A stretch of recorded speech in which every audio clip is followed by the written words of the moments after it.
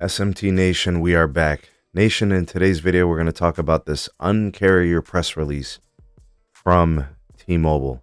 I'm not really sure if it's really uncarrier, but definitely good for the competitive juices in the industry and customers like you and me. Let's talk about it here in this video. Link for the article from the T-Mobile newsroom, tmobile.com, will be provided in the description.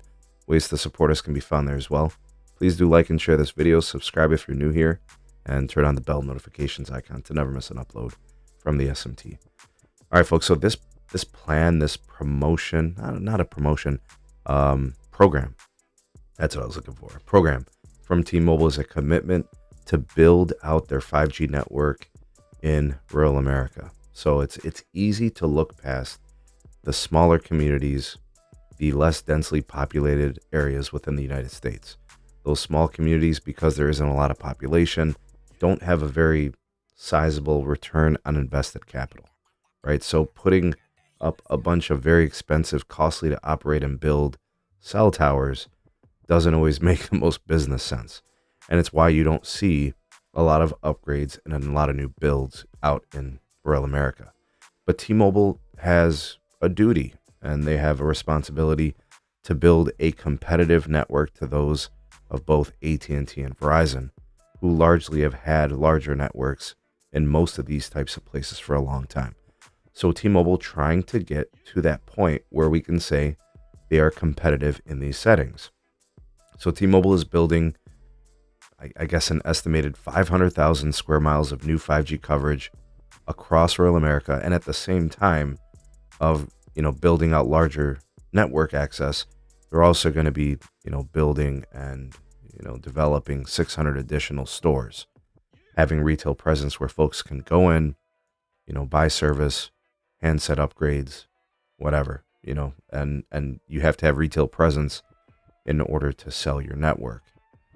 So dumping an additional, I think, $25 million into the Hometown Grants program kind of puts this all together. And I know they've got the Project 10 Million, which is kind of in full swing. All of this is part of the Friday night 5G lights launch that T-Mobile has been doing, which is great. So to kind of conclude with this video and kind of put it all together, Verizon and AT&T have had larger networks than T-Mobile for a long time. But what things like this do is they allow that gap, that coverage gap, that disparity in the network to close a little bit more and more every day. And these places get multiple networks to choose from. And it just makes for a more competitive landscape for our dollars. And, that's a good thing. It's something worth celebrating. So T-Mobile has trailed both Verizon and AT&T for a long time. This allows them to trail much less. And T-Mobile's network has gotten bigger, it's gotten more reliable, and it's servicing more folks adequately more and more every year.